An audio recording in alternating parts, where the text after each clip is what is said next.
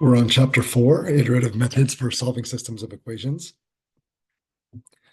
I'm not an expert in this, so I basically just looked at a few sources for these notes. So we'll discuss classical iterative methods. These are some of the older ones. There's a lot more modern ones now, but these are the classical ones. For solving systems of equations, some of which were used before computers, about 75 years ago. But they're an important stepping stone to learning more modern iterative methods. A fact that we'll see in more detail next chapter is that finding inverses of matrices is computationally difficult, especially when you have very large matrices. So there are numerical methods that try to minimize programming runtime for solving AX is B, in particular solving for X, which is A inverse B if A is invertible. And in general, an iterative method produces a sequence of vectors, x1, x2, x3, so on, that get closer and closer to a solution to X is A inverse B.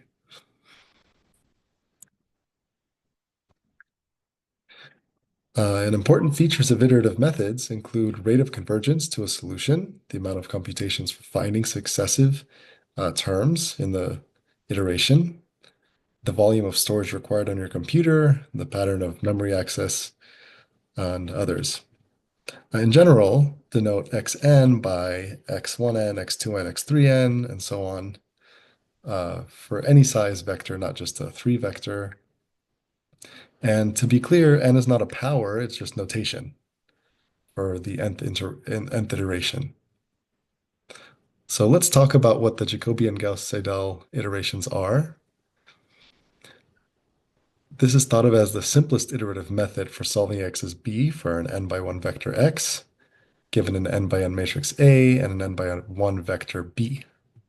So the first step of building intuition is to notice that writing out AX as B, at least in 3 variables for now, is equivalent to, I could write x1 in terms of x2 and x3, I could write x2 in terms of x1 and x3, and I could write x3 in terms of x1 and x2. But this seems to be circular. Like, don't I need to know x2 and x3 in order to know x1? And then don't I need to know x1 and x3 to know x2? Well, not if you think iteratively. So if x2 and x3 are the previous iterations, then we could get the next iterations based on this formula. And that's how the intuition works.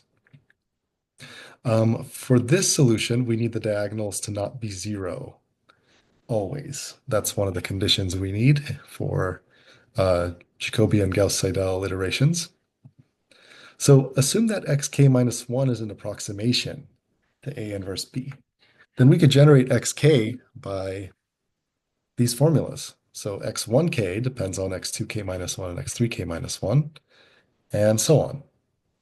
And we can ask whether this is approaching anything as k gets larger. It might, and it might not. This process is called Jacobi iteration, and we'll see at the end of the chapter when it converges. And more generally, for an n by n, it looks like this. So you divide by the AII, the ith diagonal entry, and then it's BI minus all of the other entries except for the AII entry. And we can actually do better if we know x1 from this one, we could actually plug it into here and maybe converge even faster if our iteration is approaching something. And once we know that, we could plug x1 and x2 into x3. And what this looks like is the following. xk is the same, x1k is the same, but x2k now depends on x1k, and x3k depends on x1k and x2k. And we expect this to be better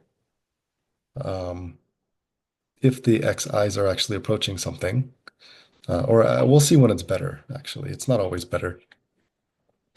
And in general, it looks like this. So the first I minus 1 terms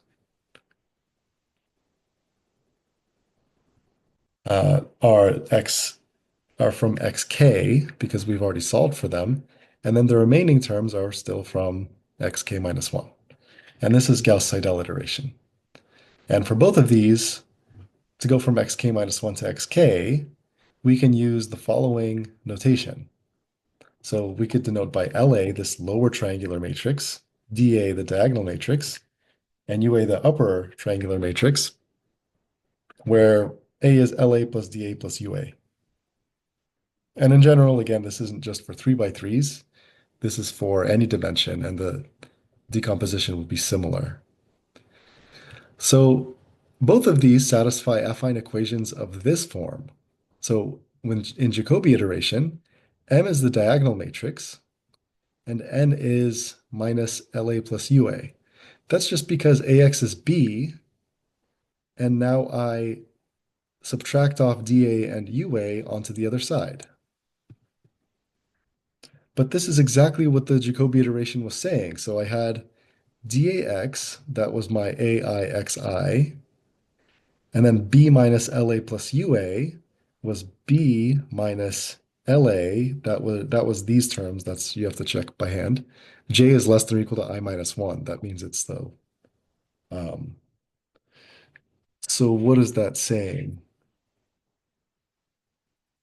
I guess that's actually the upper triangular one because we so J is the column and the column is less than the row. Oh no, sorry. Yeah, that is the lower triangular one. So you should check by hand that this really does correspond to the lower triangular. And here the column is bigger than the row and therefore it's the upper triangular part of it. So this is just the Jacobi iteration, but Gauss-Seidel takes LA and it applies it to xk, and UA is applied to xk minus 1. And so it looks a little bit different. It looks like this. And putting LA and DA back together, you get DA plus LA xk is B minus UA xk minus 1. In either case, they satisfy something like this. And this is a common uh, way to split things up in many iterations. And M minus N is a splitting of A. You see in both cases, it's M minus N. So this minus UA is A. And up here, DA minus LA plus UA, well, minus minus, is also A. So A is M minus N. And X naught is going to be a starting or initial vector that we'll talk about later. So that's some terminology. So for now, we need to go into some detours for linear algebra theory, and we'll talk about this a little more in the course as well. So for now, it'll just be the basics. We need to know things about eigenvalues and eigenvectors in order to talk about convergence of this iteration. So assume you have an n by n matrix with real or complex entries. If there is a lambda, which could be a complex number, and a non-zero vector v in Rn, and sorry, this should be a typo. This is Cn. It might be complex as well, such that AV is lambda v. Then we call v an eigenvector, and lambda its associated eigenvalue.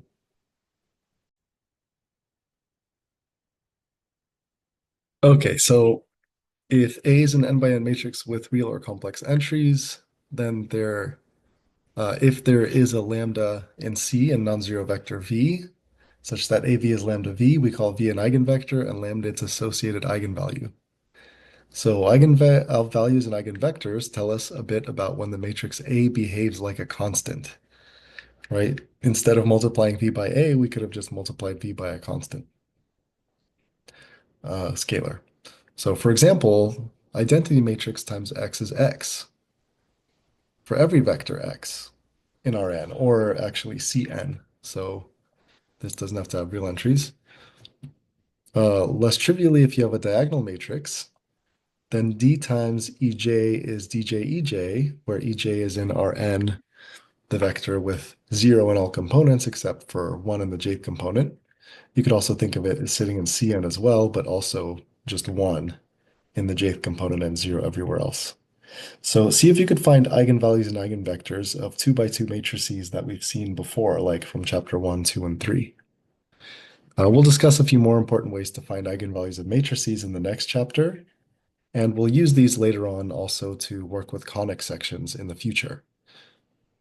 Once eigenvalues are known, then ax is lambda x is equivalent to A minus lambda identity matrix times x, because lambda x is the same thing as lambda times identity x. So this is just some other equation, bx is 0, for which we want to solve for x. And then we could get the eigenvectors of lambda. Here's an interesting fact, since this is a homogeneous equation from chapter 3.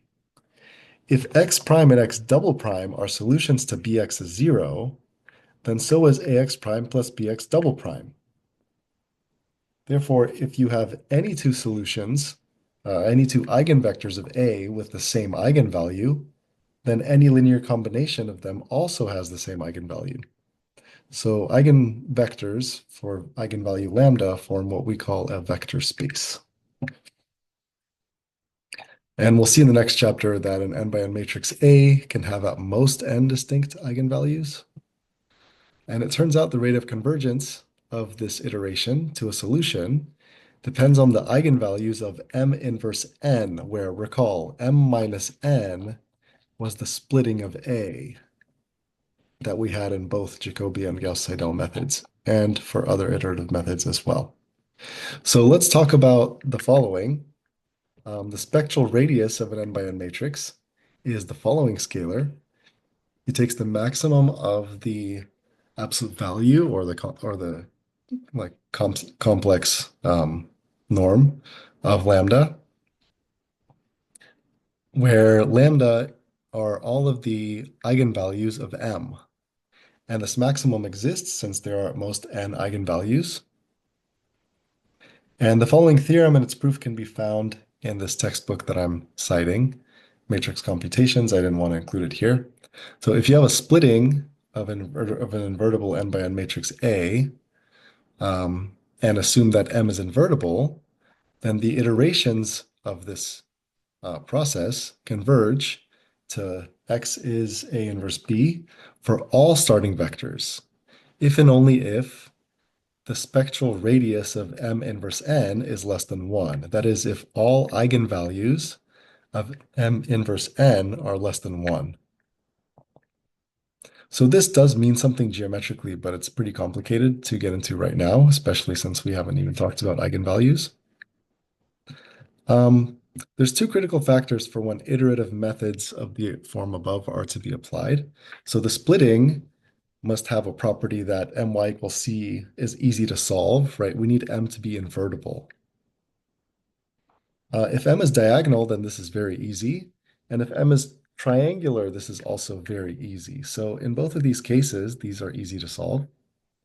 Also, we must find some way to guarantee that the eigenvalue, the largest eigenvalue in magnitude is less than 1. So we will have a few ways of seeing that, and it's pretty hard. So let's talk about definiteness of matrices. So again, we'll need this for conic sections in the future. We also need it right now for showing when Gauss-Seidel converges. So after introducing this, we'll get back to some sufficient conditions for when the iterations converge. So recall that A is symmetric if A transposes A whenever A has real entries. Analogously, if A has complex entries, we can call it Hermitian if AH, that's the conjugate transpose, is A. And this bar denotes taking complex conjugate of each entry of A. AH is called the Hermitian transpose or conjugate transpose of A. And we don't really know what convergence means, but xk's get closer to x in some concrete way. So associated to a Hermitian matrix, including a symmetric matrix with real entries, is a quadratic form that takes um, n vectors. Well, let's see.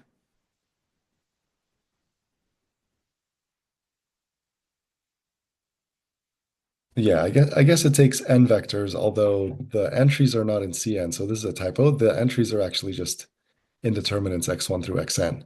And it gives you back a function of x1 through xn. Or you could think of it as you take an n vector and you get back a scalar. So sorry, this notation is incorrect, actually. But this means polynomials with coefficients in C, which you could think of if I just change the domain to be the correct thing, then this also makes sense.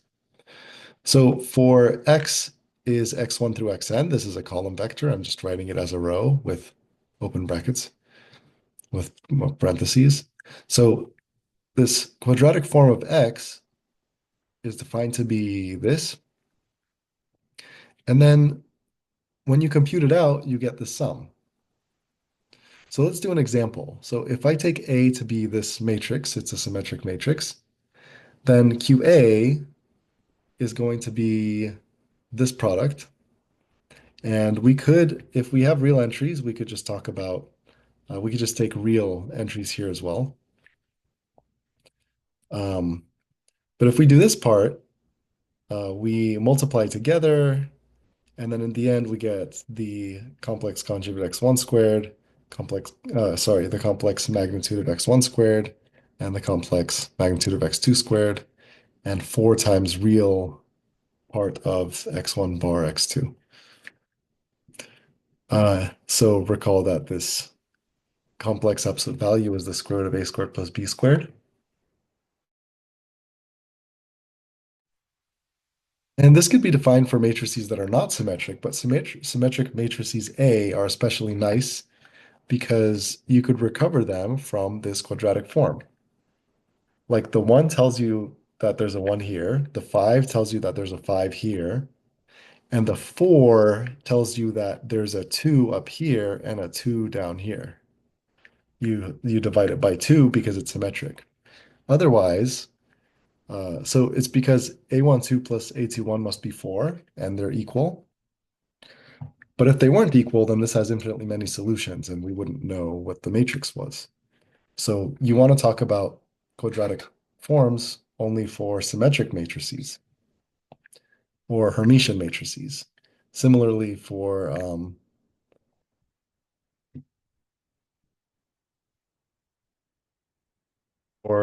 positive definiteness that we'll talk about, and negative definiteness, it'll be for Hermitian or symmetric matrices. So let's say we have this Hermitian matrix.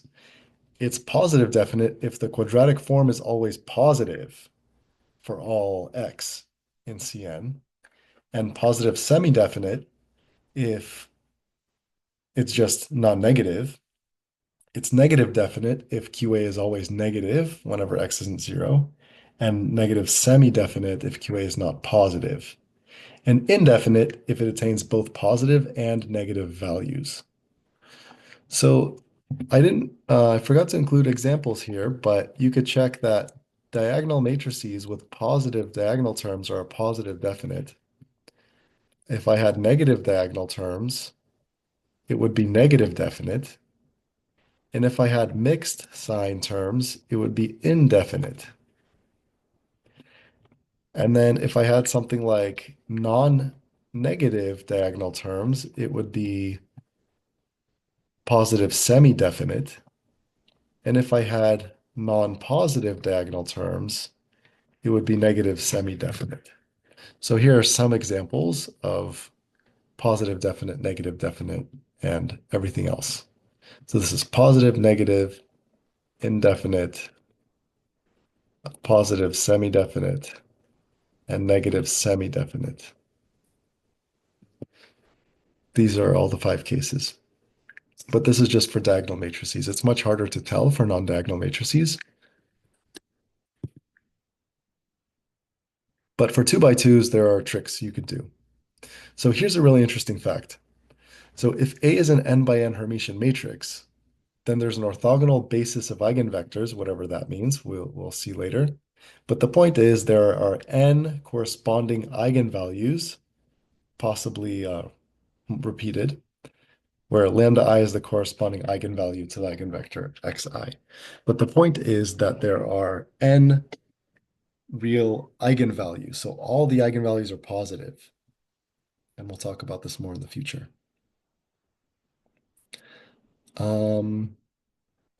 Here is a fact about Hermitian matrices, including symmetric matrices, and definiteness. The matrix is positive definite if and only if all eigenvalues are positive. And it's positive semi-definite if and only if all eigenvalues are non-negative. It's negative definite if and only if all eigenvalues are negative, and negative semi-definite if all eigenvalues are non-positive. And finally, it's indefinite if it has at least one positive eigenvalue and at least one negative eigenvalue. So this is quite a lot to check. This is all hard to compute by hand, but for 2x2s, there's an easy fact. So if I have any 2x2 matrix at all, it has two eigenvalues, lambda 1, lambda 2, satisfying if I sum the diagonals, it's the sum of the eigenvalues. And if I take this weird looking product that we'll talk more about next chapter, and it also appeared when we were taking inverses of matrices, then that's the product of the eigenvalues. So in particular, if this sum is positive and therefore lambda 1 plus lambda 2 is positive, and this product is positive, then they have the same sign and it must be positive. So both eigenvalues are positive, and therefore A is positive definite. And if the product is positive, so these have the same sign, but the sum is negative, that must mean they're both negative. So A is negative definite. And then if this product is negative, then these must have opposite signs, and the matrix is indefinite. And you could say similar things for semi-definite as well, if you just replace greater than with greater than or equal to. So let's go back to this matrix, and let's use this result. 1 plus 5, that's the sum of diagonals, that's 6. And then the determinant, this product, is 1, which means A has eigenvalues lambda 1, lambda 2 that have the same sign, and they sum to something positive, and so they're both positive. So A is positive definite by the theorem up here, because it was two positive eigenvalues. So it's positive definite.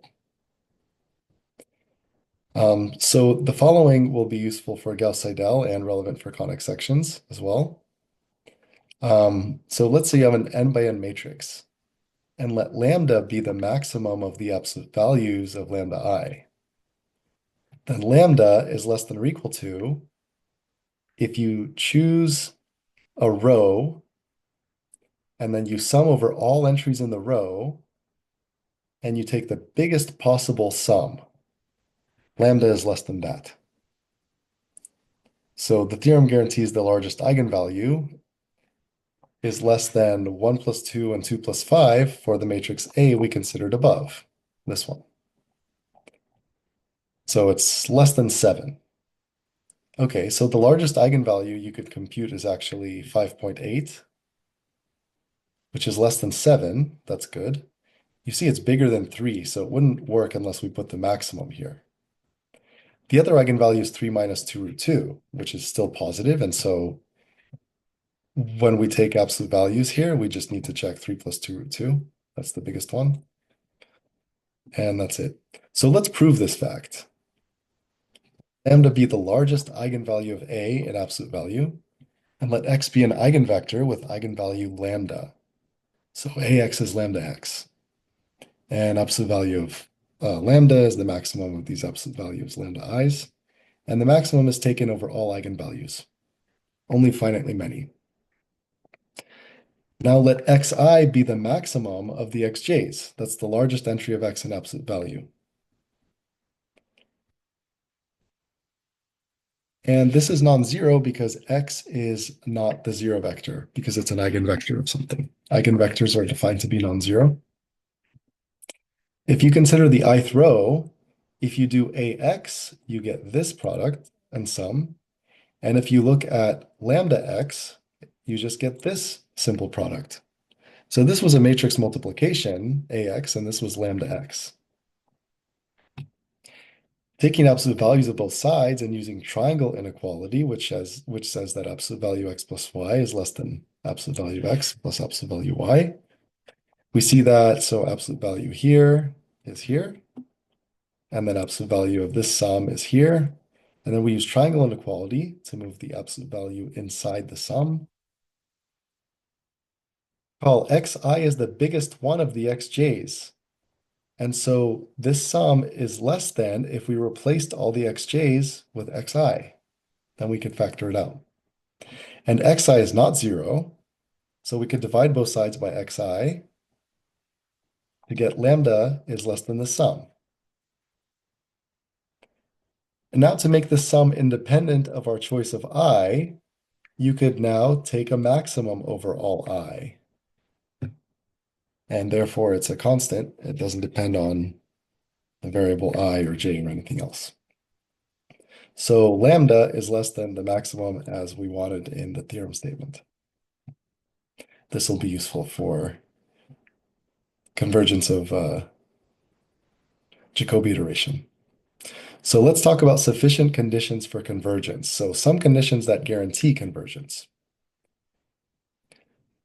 First, we need to talk about diagonal dominance. So call A strictly diagonally dominant if you sum over a row, except for the diagonal entry in that row, then the sum is less than the diagonal entry. So the diagonals are very big.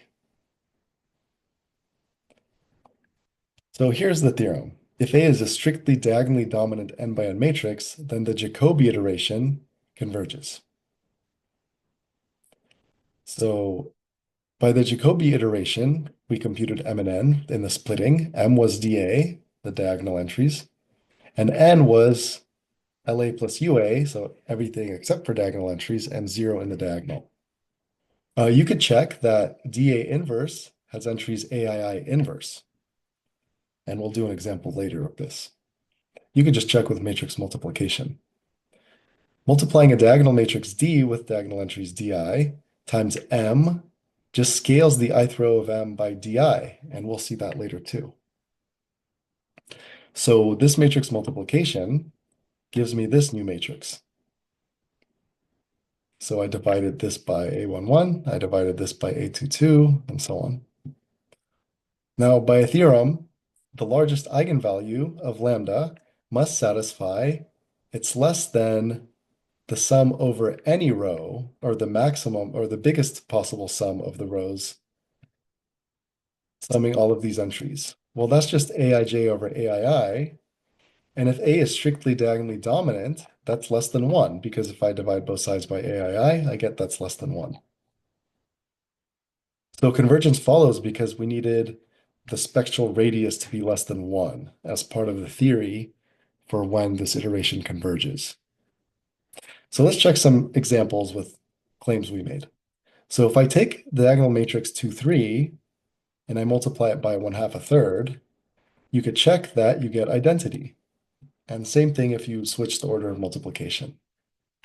And in general, if I take the inverse of a diagonal matrix with non-zero diagonal entries, I get the matrix with inverses on the diagonals.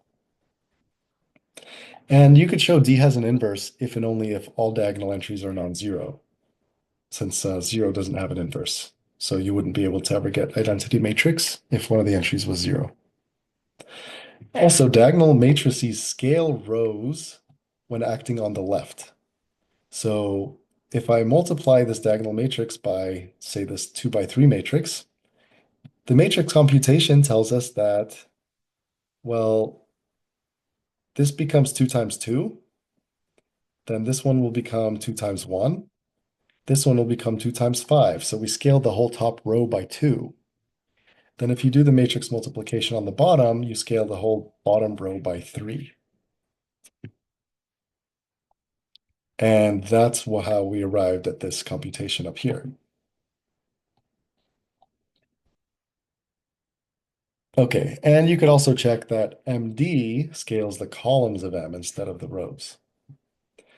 All right, let's talk about Gauss-Seidel. If you have an n by n matrix and another invertible n by n matrix, then A has the same eigenvalues as MAM inverse. This is a very fast proof, but you need to know exactly what to do. So if lambda has an eigenvalue, if A has an eigenvalue lambda with eigenvalue x, or eigenvector x, let W be mx. Then applying MAM inverse to W, these cancel and we just get MAX. That's a coincidence. And then AX is lambda x, and you could take that out, and MX was W. So this matrix W is lambda W for the same exact lambda. So MAM inverse also has eigenvalue lambda, just a different eigenvector. So here's another topic for matrices. If you have a diagonal matrix and di are all positive, you could define a square root of d to the 1/2, to be the diagonal matrix with entries square root di. And then you could check that d to the 1/2 squared is actually d, just like square roots for real numbers. And for negative real numbers, you could also define a square root, but now the entries might be complex, which is fine. Similarly, you could define d square root inverse to be the inverse of d to the 1/2. Assuming all the entries are non-zero, this makes sense because the entries are just 1 over square root di, which is okay whenever di is not 0. So here is the result. Let A be an n by n matrix with real entries. If A is symmetric and positive definite, then Gauss-Seidel converges for all initial values. And this could probably be changed to complex entries and Hermitian. But anyway, we need Hermitian in order to finish this proof anyway. So we still need to verify that row of this splitting is less than 1, the M inverse N. In Gauss-Seidel, M is dA plus LA, and N is minus UA. So I could take the minus sign out, and I can use the fact that A is symmetric to figure out that UA is actually LA transpose. And then by lemma, M inverse N has the same eigenvalues as if I multiplied it by M and M inverse, where M in this case is d to the 1/2, A. So it has the same eigenvalues, and then I could do some computation to this to figure out that it's actually the same thing as the matrix minus I plus L inverse L transpose. So you could figure out what L is and do this algebra yourself if you want. Now let V be an eigenvector of this matrix, satisfying VHV is 1. So you could always scale to make sure it exists this way. So if V is an eigenvector, then you could multiply both sides by I plus L to get minus L transpose V is lambda I plus LV. And then you could multiply both sides by VH and a minus sign to get this thing. Now, if VHLV is A plus BI, then VHL transpose V with some algebra, you could show it's the complex conjugate, A minus BI. And then you could solve for lambda by dividing both sides by these scalars to get lambda squared is A minus BI over 1 plus A plus BI. And then if you multiply it out, you get something like this. Now remember, the goal is to show that the spectral radius is less than 1. So we want to show that this eigenvalue has magnitude less than 1. So that involves some more computation. So you do some computations that you could take a closer look at, and eventually we prove that 1 plus 2a is positive, and therefore this whole fraction is less than 1. And that's the proof for Gauss-Seidel. It's pretty long and involved. We needed eigenvalues, eigenvectors, uh, definiteness, square roots of matrices. We needed a lot of things. So let's talk about iterative methods. So when should you use iterative methods? For example, when matrices satisfy convergence criteria, so strict diagonal dominance for Jacobi and symmetry and positive definiteness for Gauss-Seidel. And in practice, iterations might converge despite not satisfying these criteria, but it's better to know ahead of time that um, you converge to something. It's also good when the matrices are very large and sparse. So sparse means there's a lot of zeros in the matrix, and large could be greater than 10,000, greater than 100,000, where that's the n in the n by n, or something else dependent on where computers are at this moment and what kind of computer you're using. You should also use iterative methods when you prefer speed over accuracy. So maybe it's enough to get the 10th iteration and you're within, I don't know, a few decimal places, which is good enough, or maybe you're just within one decimal place, which could be good enough for a lot of things. In general, you could just look at this flowchart. So is the matrix size not so big? Then you could just use a direct method that's not iterative. We didn't learn any direct methods really yet, but we will later. Is it large? Okay, if it's sparse, then you could use an iterative method depending on some other things. So if it's not sparse, are there memory constraints?